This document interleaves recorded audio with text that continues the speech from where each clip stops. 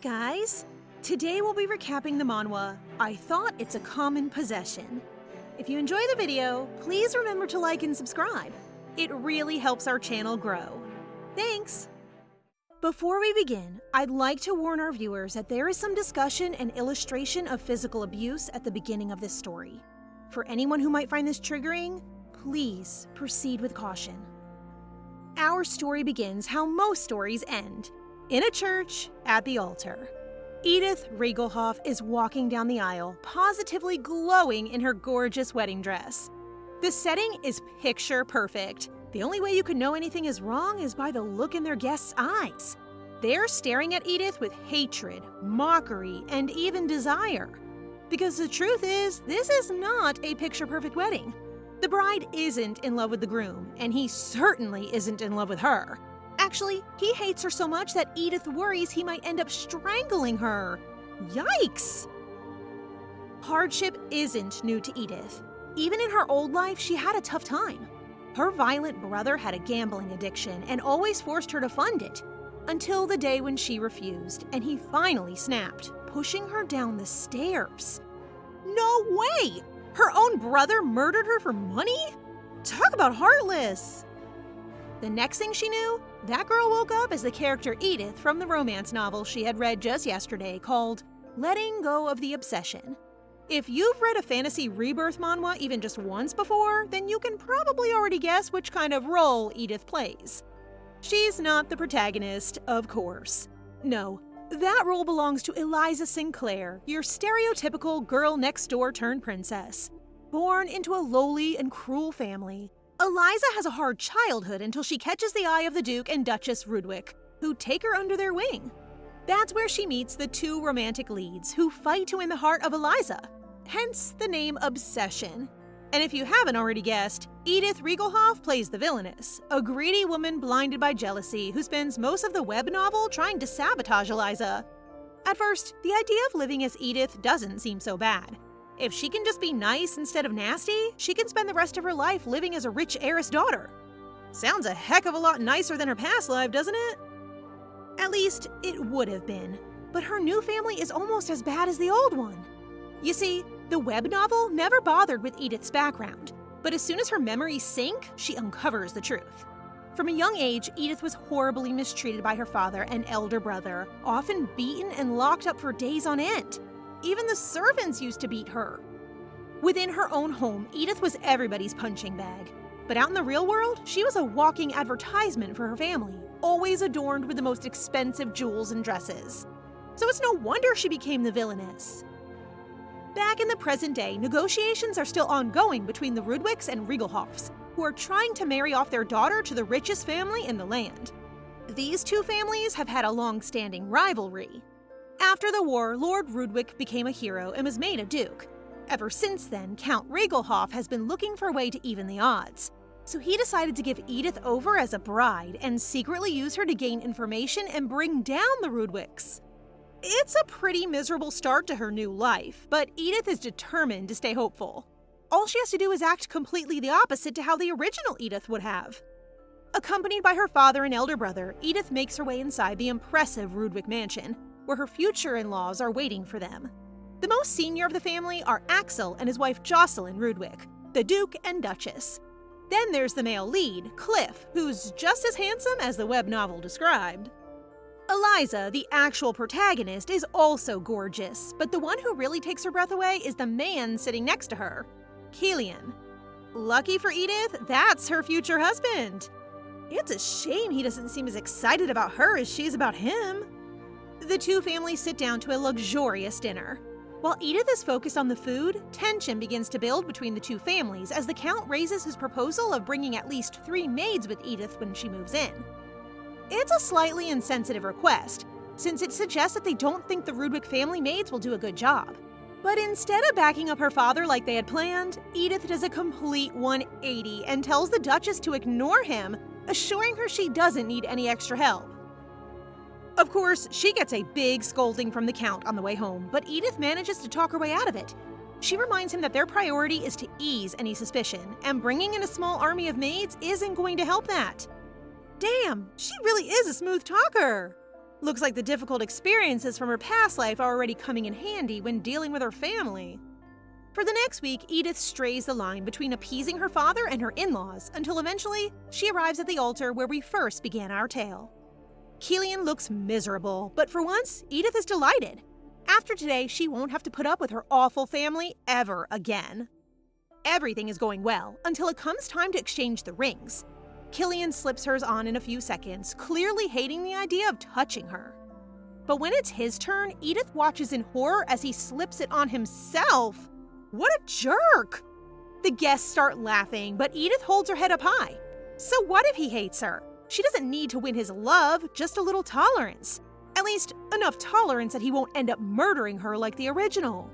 That night, while preparing for bed, Edith is visited by a nervous-looking Eliza who has something to confess.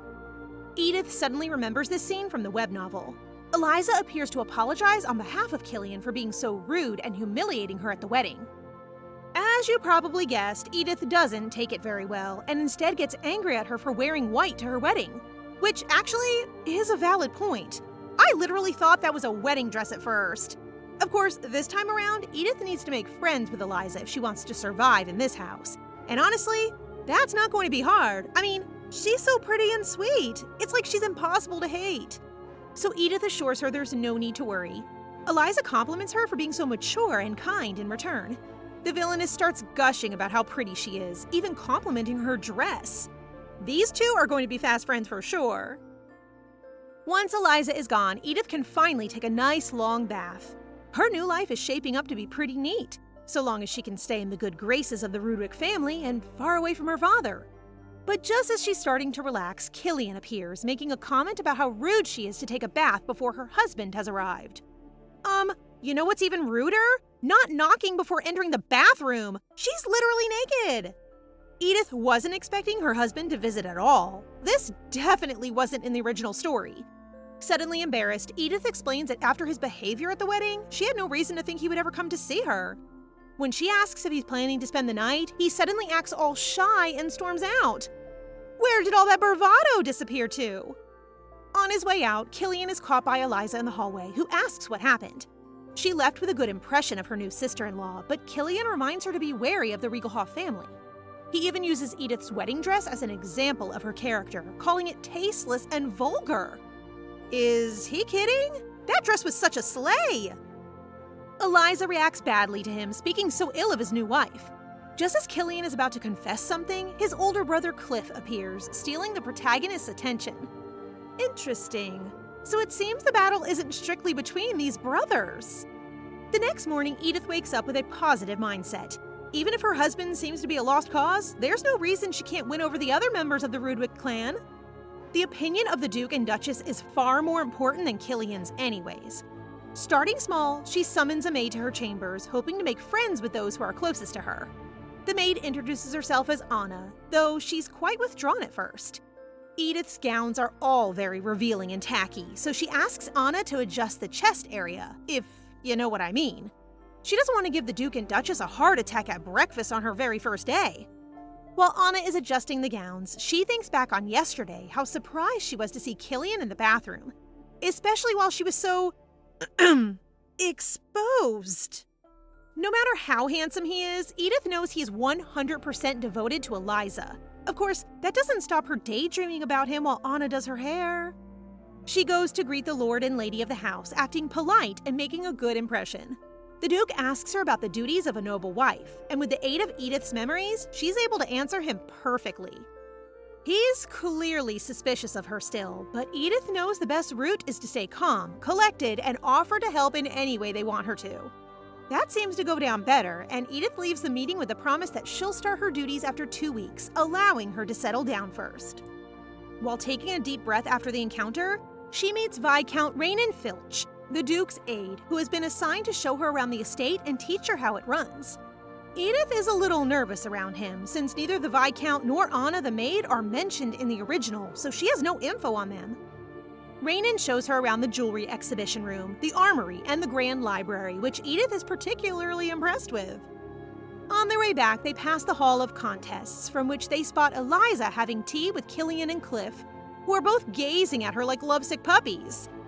Oops, I don't think this will be the last time Edith catches her husband ogling his adopted sister. She can tell Rainin feels awkward, but it doesn't really bother Edith. She brushes the encounter aside and makes a casual comment about the garden before quickly moving them along. The kind of mature reaction that old Edith would never have given. After the tour, Rainin reports positively on her behavior to the Duke. He even says she seems much more dignified than the rumor suggested. However, Duke Rudwick isn't pleased to hear that Killian denied his orders and met up with Eliza straight after his wedding. I mean, it's not a good look, is it? Aside from, just generally respecting his new wife, they don't want to give her father, Count Ridelhoff, any reason to turn against them and align with their enemies like Duke Langston. But clearly, Killian doesn't care about all that. Not when it comes to Eliza, anyway. Meanwhile, Edith is once again trying to make friends with her maid Anna by giving her some time off over lunch. Finally alone, she has some space to think about her next move. Her mind starts to wander, and eventually she gets to the question of her death. What happened after her brother pushed her down those stairs? Did her parents cry at her funeral? She decides they probably didn't, and focuses her attention instead on this world's protagonist, Eliza, who is currently reading in the garden. While she watches, Killian approaches and asks about the book she's reading. Edith is about to turn away when Eliza asks her, scolding Killian for leaving his new wife alone all day. But he doesn't have an ounce of guilt. Instead, he tells her not to worry about Edith. She's just a hostage, and her position here is only temporary. Oh, that's not what you want to hear from your husband. Does that mean he's planning a divorce already? As if all of that wasn't dramatic enough, we then catch a scene from Eliza's original family, the Sinclairs. Their youngest daughter, Layla, is currently throwing a tantrum after finding out that Edith Ridelhoff married Killian. It seems like she has a grudge against Edith specifically, though it's not clear why. Her brother doesn't bat an eye at her awful behavior, but he does have some news to share. He encourages Layla to look at the big picture. What do two families like the Rudwicks and Ridelhoffs have to gain from this marriage? He paints a picture of the main factions currently vying for power in this empire. One party is Duke Langston, who wants the Emperor's seat, and the Imperial faction set against him, who only support the young Emperor currently on the throne. With me so far? What do you think would happen if one of those two factions suddenly started producing weapons? Things could get ugly. And it just so happens that Count Ridelhoff has complete control over the distribution of iron ore, the main material necessary to produce weapons. As the leader of the Imperial faction, Duke Rudwick is desperate to keep Count Ridelhoff at his side. Because if he aligned with Duke Langston and provided him with all that iron, well, I think you guys can guess what comes next. War. So the question is, who's really controlling who?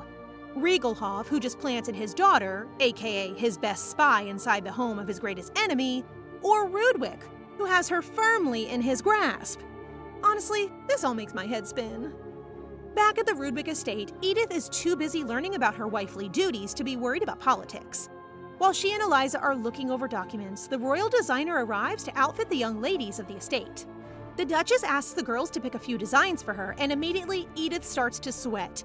No matter what she picks, Eliza will be the favorite. Isn't that just how the story goes? Even if she wasn't the protagonist, she's lived with the Duchess for 5 years. How is a new daughter-in-law supposed to have any idea about her style? Or any style in this made-up world? Just to make things even more stressful, Eliza has made her choice in seconds. And it's a good one. Even Edith agrees that the shade and shape of the gown would be a good fit for the Duchess. However, she does have an alternative. The royal designer approves of her choice, but will the Duchess? She's worried it's a little extravagant, and honestly, it kind of is. But despite her hesitation, the Duchess accepts both their choices and buys one dress from Eliza and one from Edith. That worked out better than I was expecting. After sorting herself, the Duchess starts looking for a design that would suit Eliza. Edith jumps straight in, genuinely happy to help. They can't help but shower the protagonist with compliments about her complexion and how anything would suit her lovely face. Several hours later, they've managed to narrow down the choices. Just. When it finally comes time for Edith to choose, she insists that she doesn't need a new dress, but she does need a whole host of alterations on the skimpy ones she brought with her. Luckily, the royal designer agrees to take on her revealing wardrobe. Edith gives her detailed instructions on which designs to remove, which she should keep, and which need to be covered up a little more. This will be a big step in changing her public image. Maybe if she starts dressing more formally, the rumors about her personality will start to quiet down. Finally, the dressmaker leaves and Edith is free to head back to her own room. But once again, Killian is lurking outside. Come to stir up some trouble, no doubt. He doesn't even say hello, just orders her to follow him for tea time with Eliza. Why does he have to make everything seem so serious? It's pretty obvious that Eliza told him to fetch her, probably because she wants the newlyweds to spend some more time together. Unfortunately, that plan backfires when Killian warns her that Eliza is more precious to him than a vulgar woman like Edith. Jeez, does this guy have any manners? Killian seems surprised that his words have taken effect, as he thinks she's more snake than human. For once, Edith doesn't just laugh it off, and asks how he'd react if she spoke to Eliza the same way he just spoke to her. Although she makes her feelings clear, she doesn't kick up a fuss, doesn't storm off or cause a scene. She simply walks away like a girl boss, ready to greet innocent little Eliza with a bright smile. Cliff is there too, though he's only slightly less rude than his brother. Things very quickly turn into a fight for Eliza's affections. Both brothers try to convince the other to go on some kind of trip so that they can keep their adopted sister for themselves. It gets even more awkward when Cliff asks for Edith's opinion. Does she want Cliff to go away, leaving her stuck as the uncomfortable third wheel between Killian and Eliza?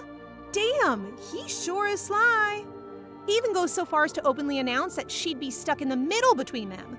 Are these guys really the romantic leads? Because at this point, they seem like the real villains, not Edith. Fortunately, she's getting used to these kind of comments by now. Edith just says she doesn't care. Since he's the heir to the Rudwick family, he can do whatever he wants. But she does point out that a tour of the territory like he suggested would be exhausting for someone like Eliza. Besides, the two of them aren't married. Wouldn't that be a little scandalous? Boom! She knows all the right things to say. For a moment, she catches Eliza giving a very sneaky little smirk.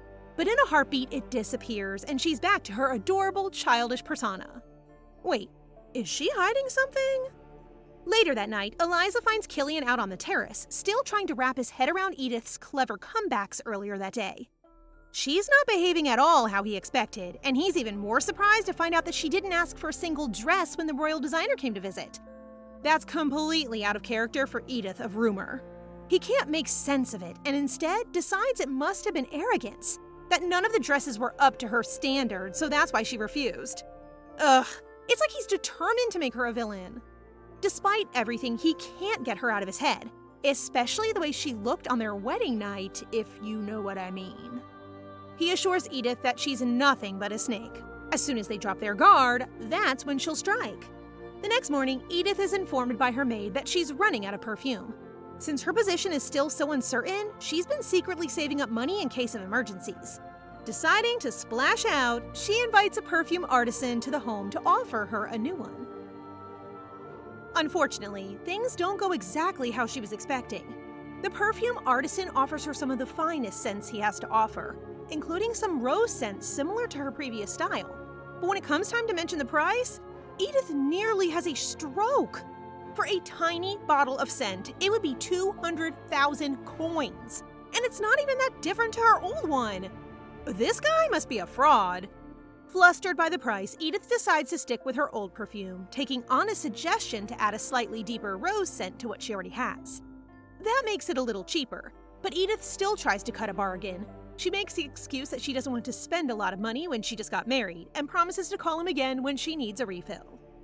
I don't think that's the way things work in this world, bestie.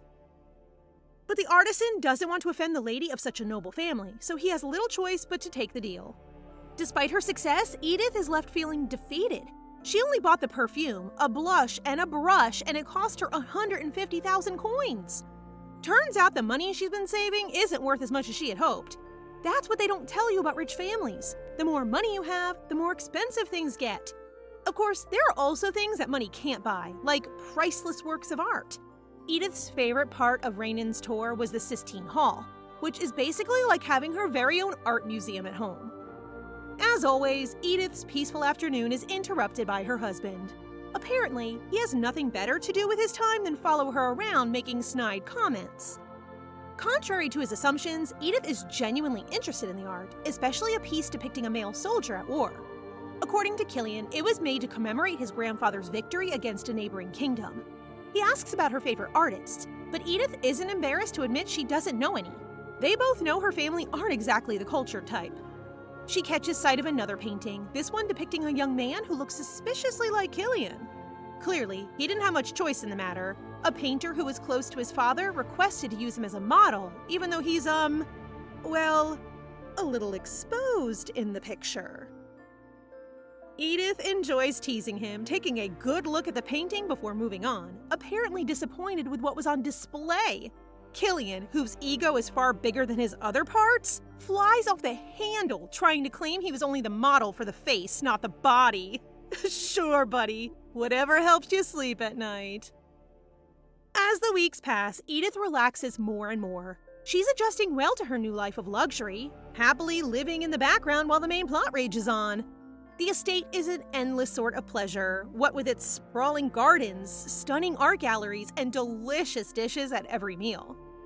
People still treat her with suspicion, but Anna is always kind. Plus, she's quite friendly with Raynon, even though he's still monitoring her to report back to the Duke. Every morning, Edith finishes up her walk right in front of the training grounds, with a convenient view overlooking the two shirtless heirs to the Rudwick family exchanging blows. She's so relatable. If I were her, I'd be doing exactly the same thing. She really is shameless, but I guess she has the right to stare at every inch of her shirtless husband. But the more she's been watching him the last 2 months, the harder it's become to tolerate his obsession with Eliza. In her past life as Choi Soo-na, she never had the experience of crushing on someone like this. All Choi Soo-na did was work, and she was hoping to use those skills to make her work as Edith a little easier. She experiments with a pretty basic table format for the household documents. I guess this world doesn't use that style of documentation because Eliza takes one look at it and says it's a little awkward to read. Seeing how she looks discouraged, the Duchess comes over for an update. And for some reason, Eliza claims she was teaching Edith, not the other way around. I knew it. Miss Goody Two-Shoes isn't all she pretends to be. It's just like in her past life, where others would tell her superiors at work that she was inadequate. Refusing to be bulldozed twice, Edith asks the Duchess directly to look over her table format and give her opinion. While she's explaining it, she suddenly second-guesses herself, wondering if she accidentally mistook Eliza's intentions and made her look bad. But it's too late for that now, because the Duchess loves it. She's so impressed that she decides to organize all of their information that way from now on. Delighted, Edith forgets all about her bump with Eliza. Is anyone else a little lost? I just can't figure this girl out. Is she pretending to play nice, or is Edith just being paranoid?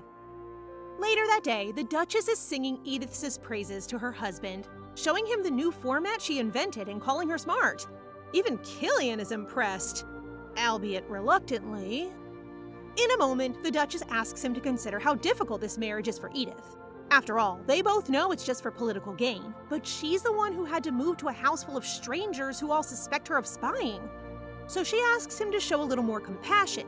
But before Killian can snap back like he usually does, Raynon interrupts. While the Duchess shows him their new table format, Killian approaches Eliza, asking what she thinks about Edith's new system. She agrees with the Duchess. Edith is proving to be very smart. In fact, Eliza seems a little insecure since she didn't grow up with the same high-class education as her sister-in-law, and always learns at a slower pace. See? This is exactly what I'm saying! Like, does she actually feel bad or is she playing the victim? I just can't tell. Obviously, whatever she's doing works a charm on Killian. Seeing how she's acting funny only makes him more convinced that Edith is bad news. He even starts to doubt whether she was playing dumb in the gallery earlier.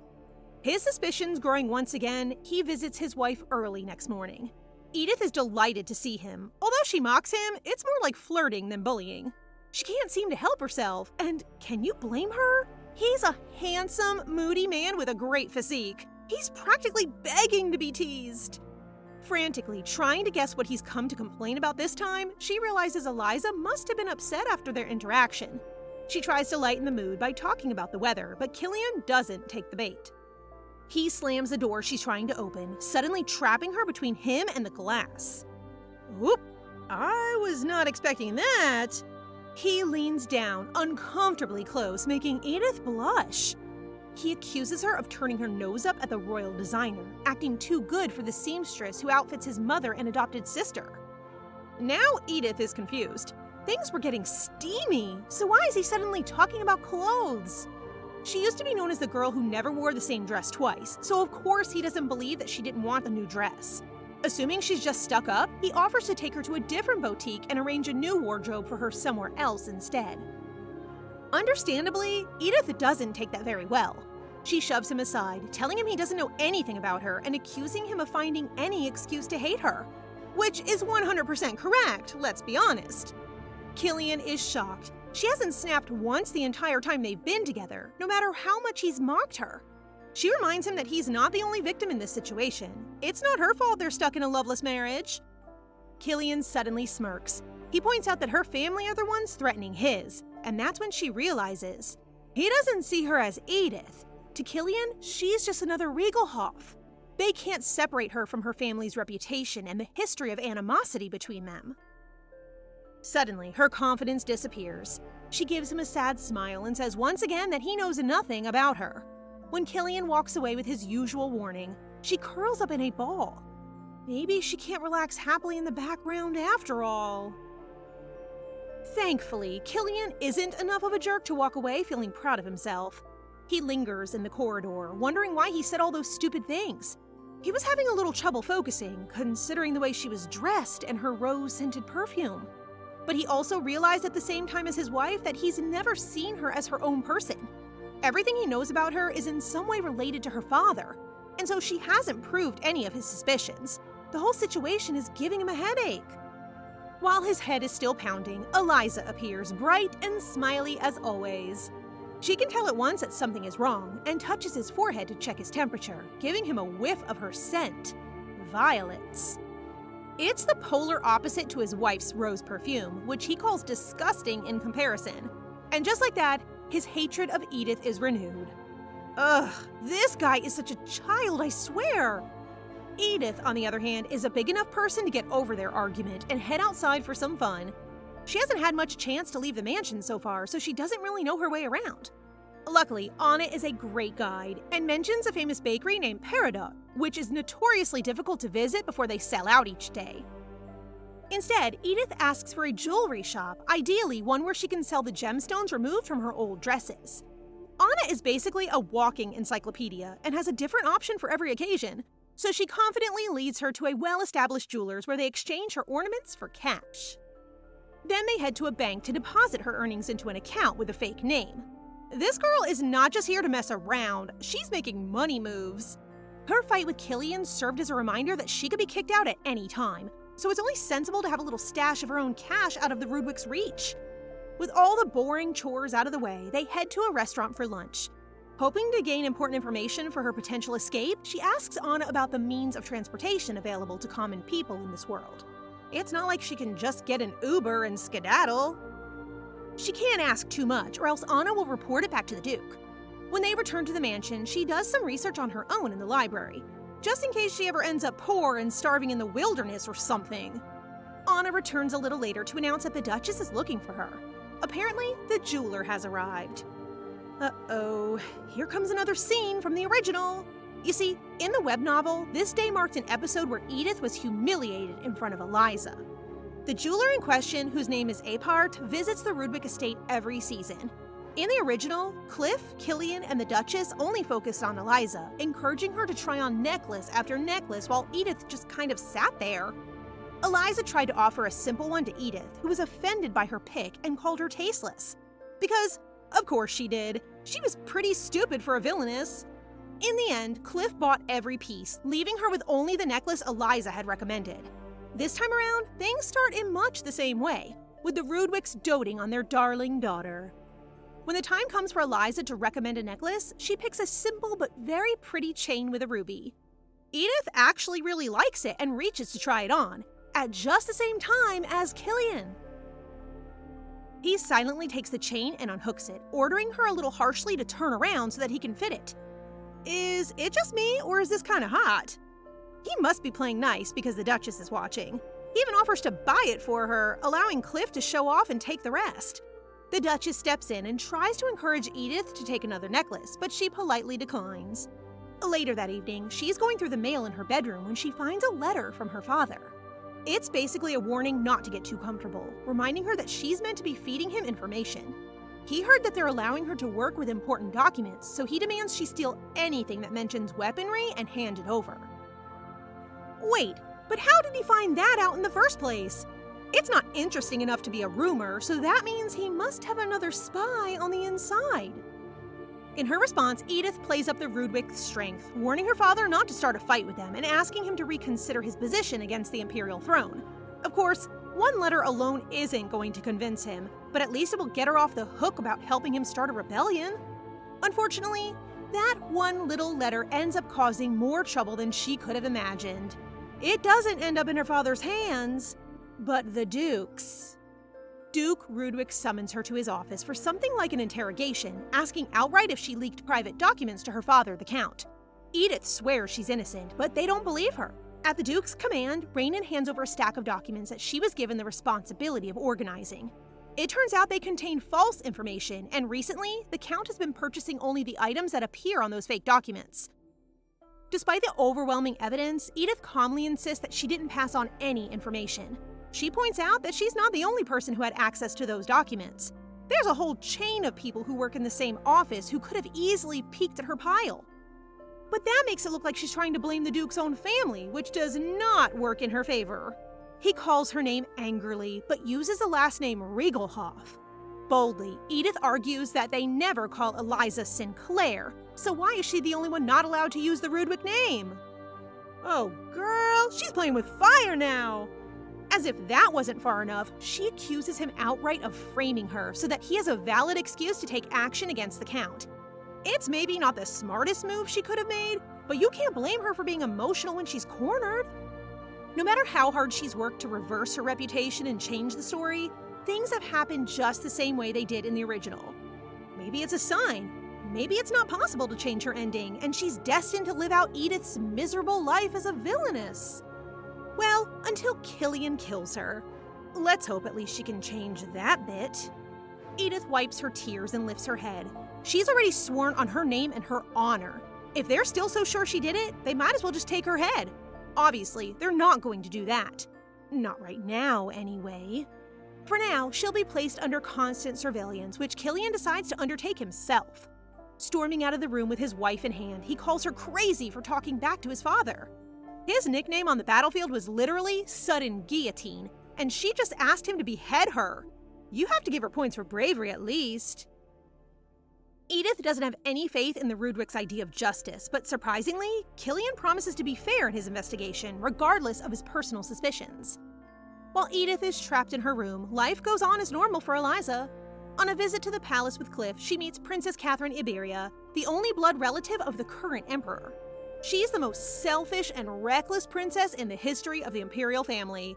Kind of like a crazy teenager with no one to keep her in check.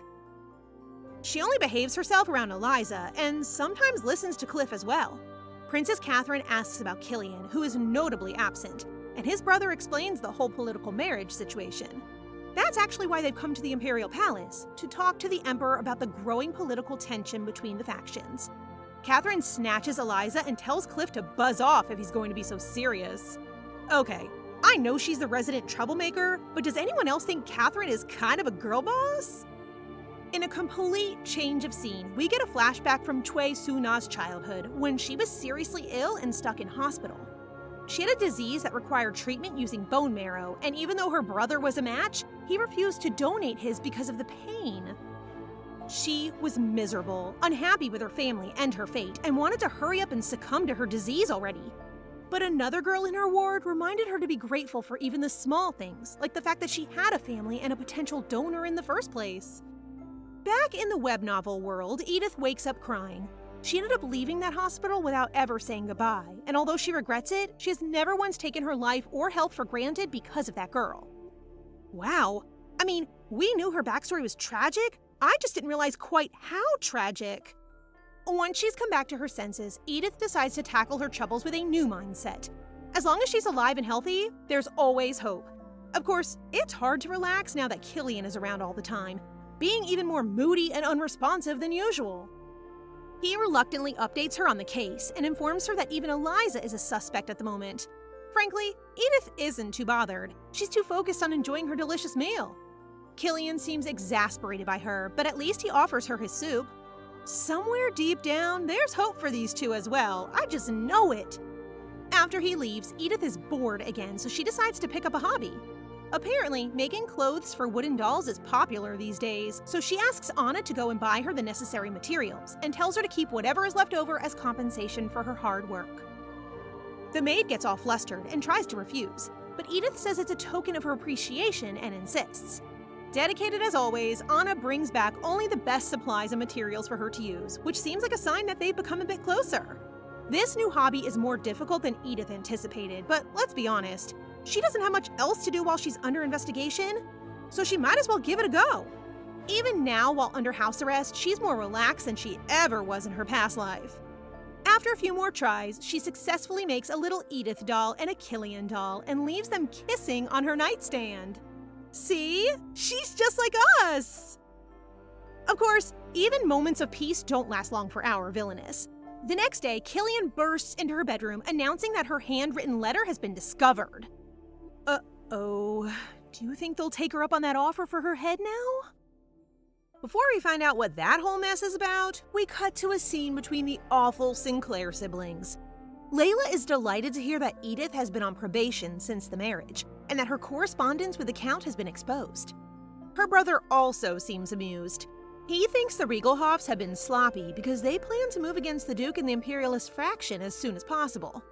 That must be why he's been pressuring his daughter for information so early. Obviously, since the Duke didn't actually trust Edith with any real information, it appears they've both been caught in a perfectly laid trap. At this point, I'm wondering how the heck this kid has so much information from inside the Rudwick estate. How many spies can there be in one mansion? He even knows that Killian has been looking out for Edith, something his own family aren't even aware of. Anyway, the only thing that the Sinclairs really care about now is Eliza, specifically whether their illegitimate sister will marry Cliff, the heir to the Rudwick name. You see, Layla is still set on marrying Killian someday, assuming that this whole mess with Edith ends in a divorce, or even a beheading. But if Eliza solidifies her position as Duchess, there's no way they'll let Layla into the family.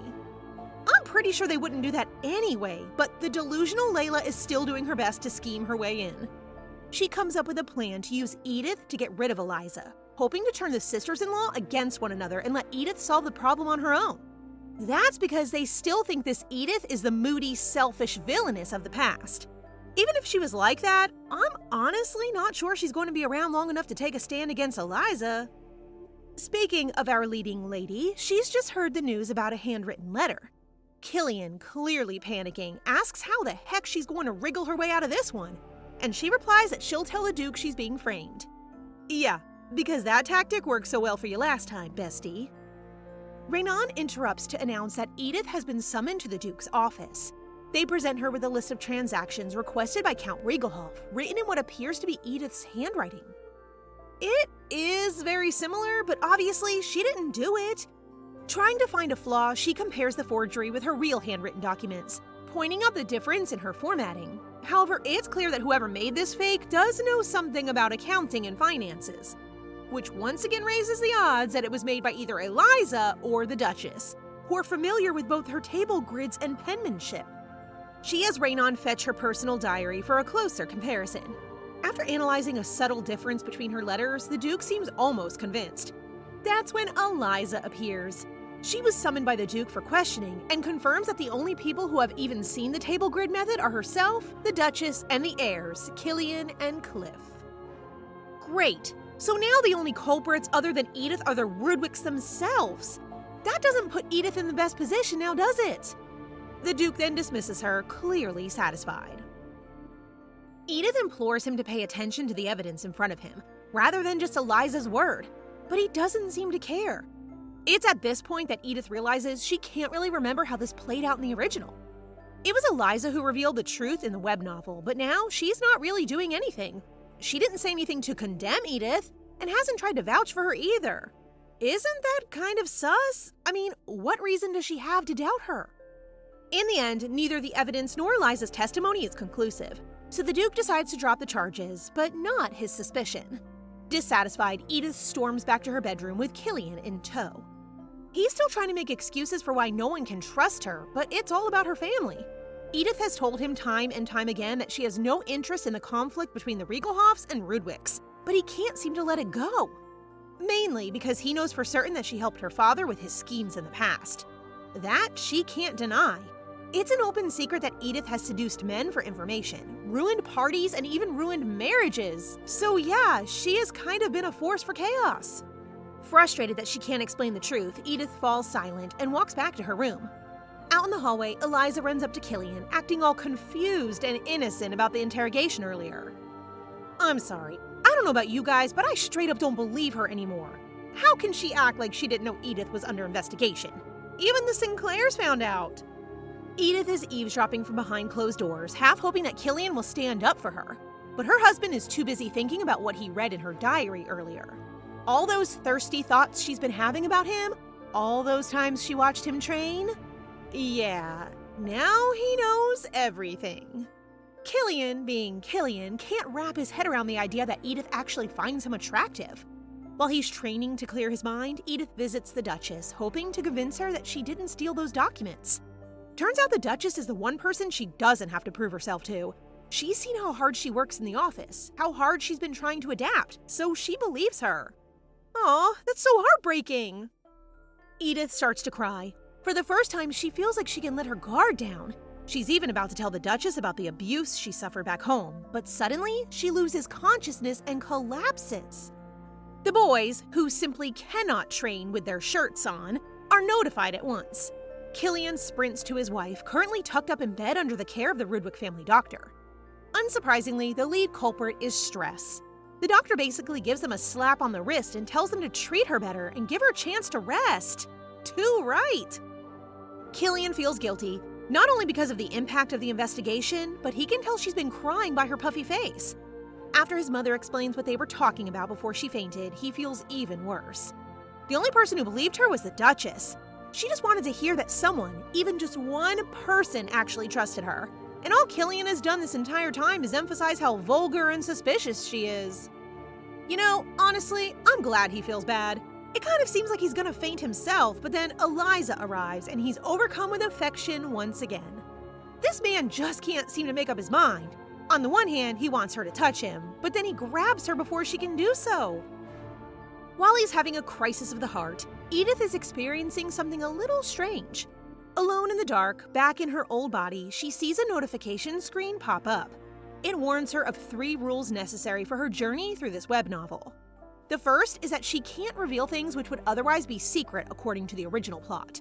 Well, that explains why she passed out with such perfect timing. As if that wasn't irritating enough, the screen doesn't display any of the other rules before throwing her back through time and space into Edith's consciousness. Why do they always have to be so vague? She wakes up in her bedroom with a gasp, 2 whole days after her first collapsing. To test the theory, she tries to tell Anna about Edith's abuse and suddenly feels a stabbing pain in her chest. That's when the truth comes crashing down. No matter how hard she tries, the original plot keeps repeating itself. The same events keep happening, almost as if she has no real power over how the story progresses. Does that mean she's destined for the same fate as Edith? Death by handsome husband? As if all that wasn't bad enough, the next episode has her kissing Killian while he sleeps in an attempt to seduce him. What? Don't tell me she's going to give in and start acting like the real Edith? Dejected and hopeless, Edith walks like a zombie to her husband's room. He looks just as handsome while he's asleep. Actually, maybe even more so. Edith knows he doesn't love her, that he thinks she's disgusting, untrustworthy, and cheap. So she decides to prove it. It may sound crazy, but this way she can accept her fate.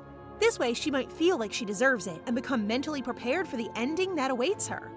She leans down and gently plants a kiss on his forehead, which, I don't know about you guys, but I think that's just adorable. She's gonna have to work a lot harder if she wants him to detest her. Just as she expected, Killian suddenly wakes up and grabs her wrist. It seems like his suspicions have been confirmed. She can't control herself, and finally she's come to prove it. In a wild move, he throws her to the bed, calling her bluff and pinning her beneath him. Oh my gosh, is this actually happening? He's making all these comments about whether she'll be able to satisfy him, all while unbuttoning his shirt. Let's be honest, Edith isn't exactly going to say no after thirsting after him for all this time. But she feels like this is wrong. Does he really want to do this with someone he hates so much?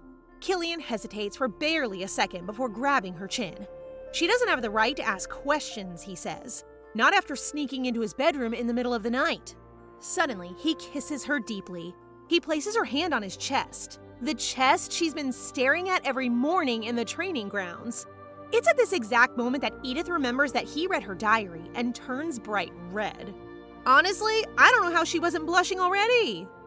Things get steamy real fast. I don't think I have to tell you guys what happens next. For the first time since their marriage, Edith wakes up next to her husband the next morning, still in a state of disbelief. But what happens next is even more surprising. Instead of coldly turning her away, Killian runs her a bath and literally carries her to it.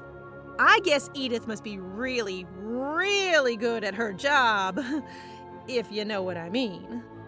His wife is just as shocked as we are. She was certain he would hate her after last night, especially since that was his first kiss. Well, his first everything. Edith's seduction never worked on him in the original novel. Could he just not control himself? Oh, my head is spinning. Is it just me or is it hot in here? Edith is still thinking about their passionate affair the following day. After their first night together, another notification revealed itself, announcing that the required conditions for the first stage have been met. I don't have the faintest idea what that means, but apparently Edith has been doing something right. The notification provides some more, very vague information, but the gist of it is that she has to try and stick to the original story as much as possible.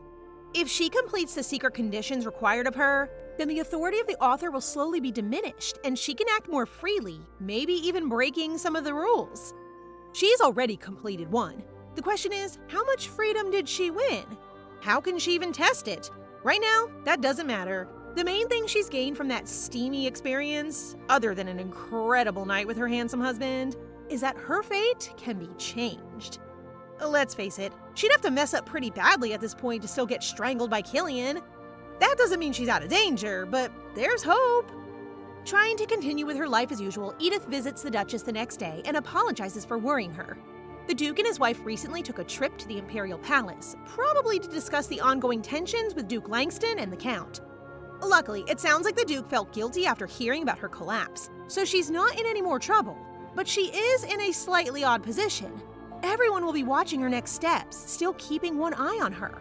With that in mind, Edith wants to continue working for the Duchess under one condition. She wants to be supervised directly by someone the Duchess trusts, so that she can't be framed again. Fortunately, Viscount Renan is in need of an assistance these days. At first, Edith is hesitant about working with him. Although he's one of the few people who doesn't hold her family name against her, he was incredibly cold during the investigation and never spoke up on her behalf. But then again, who did? In the end, Edith agrees to work under the Viscount. She reports to his office that same afternoon, where he greets her with his usual level of enthusiasm. Which is none, if you were wondering. She's got a big task ahead of her. The last guy in her position made a fuss and completely messed up their filing system, so now it's her job to reorganize the receipts he was given. She gets to work right away, kind of enjoying the quiet, studious atmosphere in Renan's office. The time passes by quicker than she expects, and at the end of the day, he praises her for her hard work. That evening, Cliff, Killian, and Eliza invite Renan to give them a report during dinner, which is kind of mean if you ask me. At least let the man sit down and have some food. Somehow, Cliff already found out about him supervising Edith. It seems like he wants to hear only the bad things and laugh about how incompetent his sister-in-law is. Fortunately for Killian, who seems uncomfortable, Renan won't oblige. They only worked together for half a day. What could he possibly have seen in that time that would make him suspicious? She worked hard, did her job, and didn't accept any compliments at the end. There's nothing to nitpick. Cliff seems a little disappointed, but he doesn't let it show. He promises to call Renan again in the future and warns him not to let his guard down with Edith in the future. After he leaves, Eliza points out how complimentary Renan was. He doesn't dish out praise to any old person, so apparently the only natural conclusion is that Renan has a crush on her. Not like she just did what she was told and genuinely impressed him. Cliff seems to enjoy making his brother uncomfortable, even speaking openly about the idea of Renan and Edith getting hitched. Does no one in this household understand what marriage means? Killian still seems bothered by their conversation later on. Distracted, he heads to Edith's room, where the door has been left open just enough to carry the scent of rose petals into the hall. And we know how Killian feels about rose petals. There's no one inside, so he steps into the room and finds the dolls of Edith and Killian kissing on her nightstand. Well, we all saw that coming, didn't we? Edith appears a second too late, knocking the dolls on the floor. Killian sternly tells her to hide them in future, and then the two sit down to catch up like a real married couple. They talk about Reborn, how he grew up on the Rudwick's estate from the young age and was once close with Killian. He then announces that he's heading down to check out the Reborn estate, one of the Duke's estates which is several days' journey from the capital. This is the territory which will be given to Killian once his brother becomes the Duke, so he has to take good care of it. All that is expected. What Edith doesn't expect is him asking her to come along. She's so surprised that Edith thinks he must be joking. Too embarrassed to ask again, Killian heads out straight away, storming off like a baby. Ugh, when will these two start taking each other seriously? Once her husband has left, Edith gets back to her job with Reborn. He tells her to visit the Duchess after she's finished, which doesn't take long. Reborn has been constantly impressed with her speed and dedication when it comes to organizing documents. People still can't seem to believe she's more than just a pretty face. The Duchess summons both her daughters to announce that Countess Hermione is hosting a bazaar next month. To prepare for the event, she invites them both to an embroidery gathering. Bells are already ringing in Edith's mind. The Bazaar of Countess Hermione was a big episode in the original web novel. Bazaars are hosted by noble ladies to raise funds for charitable causes, and one of the most popular items to contribute is an embroidered piece made by noble wives. These kind of events become something of a competition. It's common for women to gather and create their pieces together, which is bad news for Edith. Eliza is talented, but her sister-in-law is a disaster when it comes to sewing. Meanwhile, Killian has arrived at the estate, which will soon be his home. It's in pretty good condition and not too far away from the capital, with the potential for trade and new industries to grow. But the Duke is suspicious. He asks his son if this is really all he wants, if he can be satisfied with an estate out in the countryside instead of the chance to become a Duke. Which is kind of unfair if you ask me. Like, Killian doesn't have a choice. His brother is the heir, not him, so why is he even asking him that question? Killian is frustrated but keeps quiet and tells his father he is content with what he has. I feel like that's going to come up again at some point. Back in the city, the Countess's bazaar has begun. There are sweets, jewelry, and of course, the embroidered pieces. Eliza's has already been chosen because, of course it has. As if Cliff would let anybody else take his beloved's handmade token. While walking through the stalls, the girls overhear some nasty women gossiping about Eliza and how she came from a lower-class background. Edith stands up for her, loudly answering that she doesn't even recognize those people, so their opinion is irrelevant. Ouch! The women openly criticize Edith for being obnoxious and call Eliza some very rude names, until Edith finally puts a stop to the back and forth by threatening to tell Cliff what they've said. Finally, people like that are never brave enough to talk to your face. At just the perfect moment, Killian arrives back from his travels. Edith almost says she missed him, but manages to control herself while they catch up. The event seems to be going well, and everyone is calm. Until Edith goes to the bathroom and is suddenly grabbed by a stranger on her way out. Why can't she ever just have a normal afternoon? And that's it for today, guys. What did you think? As always, don't forget to like the video and comment for the next part so we know you want more. Remember to subscribe and turn on notifications for updates. See you in the next one!